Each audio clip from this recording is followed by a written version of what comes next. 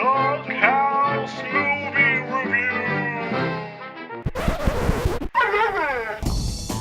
Do you like dogs? Oh, dogs. Sure. I like dogs. Rescue the damsel in distress, kill the bad guy, save the world. I don't want to see this on your MySpace page. Pretty cool, huh?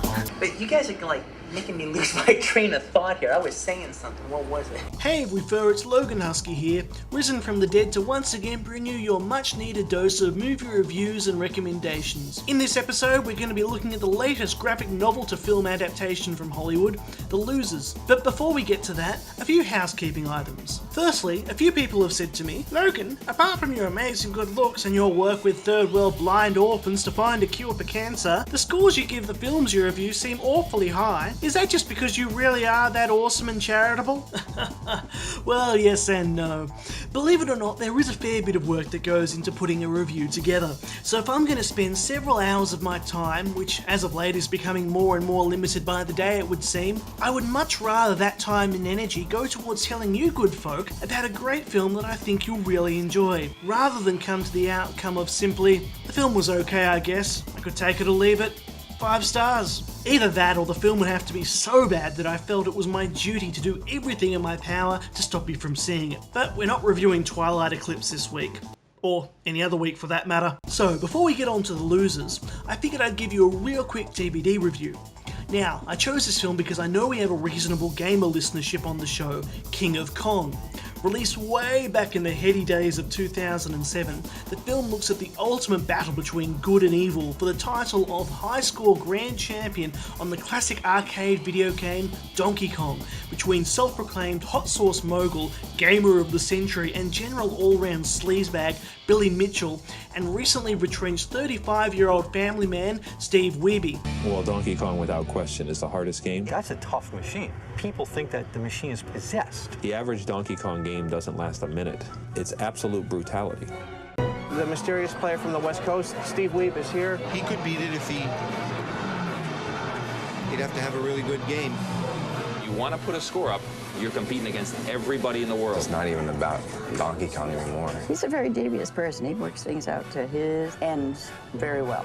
Well, Billy Mitchell always has a plan. Now, I'm not what you'd call a gamer by any stretch of the imagination, but I still found this a totally engrossing film to watch from start to finish, because it's easy to make an entertaining film about something cool, like volcanoes or car chases, but to do an entire feature doco on something like the battle for a high score on an early 80s video arcade game, now that's a challenge, and director Seth Gordon manages to pull it off. I can't remember the last time I've watched a documentary where I've actually booed at the villain and cheered for the underdog out loud. Well worth a watch if you're up for a good old-fashioned triumph over the odds with some laughs along the way. 7 out of 10 from us here at the Doghouse Movie Reviews desk, and by us I really just mean me in a life-size cardboard cutout of Jim Carrey as the Grinch, and by desk I mean several planks of wood held up by 44-gallon drums at either end. So, The Losers. CIA, NSA, Special Forces. Hit it.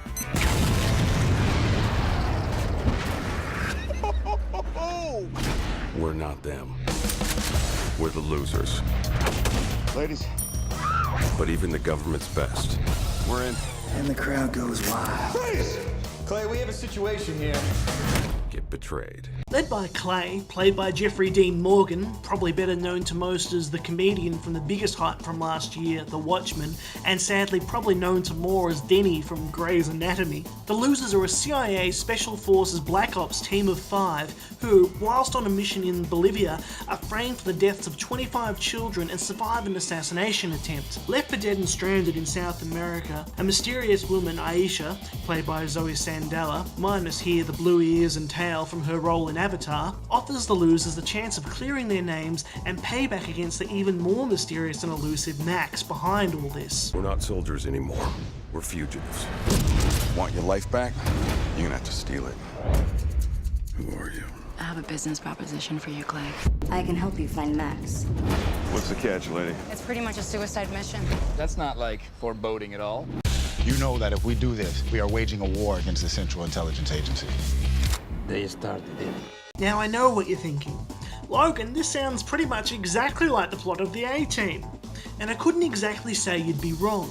but a subtle yet key difference being that this is actually good. Like pretty much every graphic novel adaptation of late, the film takes its art direction straight off the page, because, well, when you have a feature film to storyboard, why the hell not? Director Sullivan White, whose only real directing credit before this was the 2007 dance flick Stomp the Yard, does a great job of matching the slick camera work, snappy editing, kick-ass soundtrack with great characters with dialogue to match. Unfortunately, the story does verge on becoming a little too simplistic. The good guys are set up and betrayed, mystery woman offers help with revenge, good guys get double-crossed, bad guy gets great death scene, the end. But for what it is, a made-for-boys action film, it is a lot of fun and possibly the best non-superhero, non-sci-fi action film I've seen in the past few years. And if you've got the time and money, it's worth spending it to see on the big screen. Not only for the great action sequences, but also for the very cool animated closing credits. Oh, and any film that can use Journey's Don't Stop Believing without it seeming lame gets extra points in my book.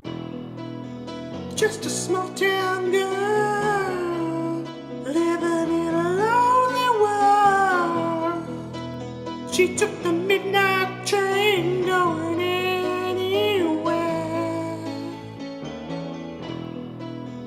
Just a city boy, born and raised in South Detroit. He took the midnight train going anywhere.